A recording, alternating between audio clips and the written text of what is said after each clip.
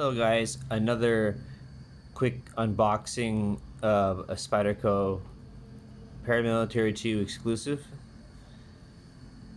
Okay, come look at this. The first thing you're going to notice are the scales. Okay, these aren't the G10 scales that are standard on the Paramilitary 2. These are what they call fat carbon scales. Fat carbon. Alright, let's see if we can get a close-up on that, and then you can see the layers of the carbon material. There you go. Okay. So, but compared to G10, from what I've seen, carbon fiber is more of an aesthetic thing. I don't think you're going to be in a situation where carbon fiber is going to give you the edge. However, if you do like carbon fiber, then go for it. Each to his own. Okay, for me, I think this is kind of a flashy knife, more of a for show knife. I like the steel though. I haven't finished talking. I like the steel.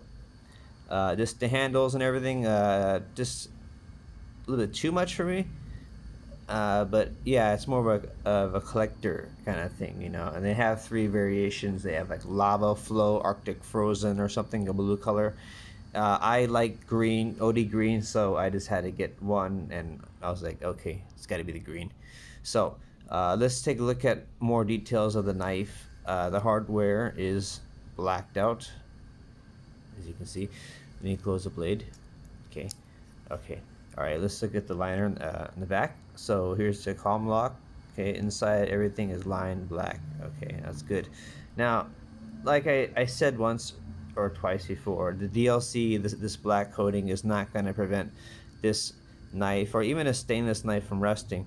It might help a little bit. I can't say to what extent, but I must remind you that these DLC coatings are to prevent the reflective properties of the steel, to keep it more tactical.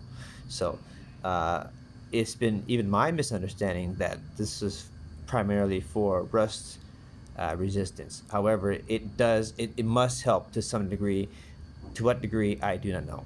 Okay, so if we can continue on, this is a collaboration between Spyderco and SMKW, which I believe translates to Smoky Mountain Knife Works. Smoky Mountain Knife Works. Okay, so it feels kind of hefty. It might be the scales.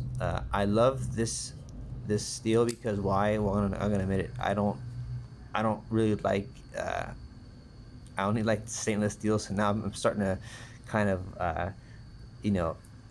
open my mind a little bit. But from what I've learned, M4 is a good steel. So is Cruair. So I'm excited to see how it responds to sharpening. I sharpened 10V, and I really like that steel a lot as well. And I think that this won't disappoint. From what I've heard, it's really good. So, okay. The only problem is that I live in a tropical area, and my only concern is that humidity, or if I were to put this in my pocket, will rust develop underneath the DLC coating? I don't know.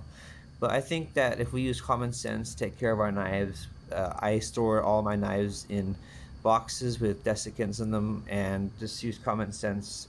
And yes, you don't have to be scared of non-stainless steels, okay? Because if you just brush off non-stainless steels altogether, you're really missing out on a big world of stuff. All right.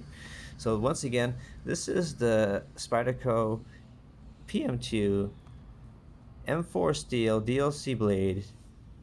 It's an exclusive from Smoky Mountain Knife Works SMKW. Thank you so much for watching.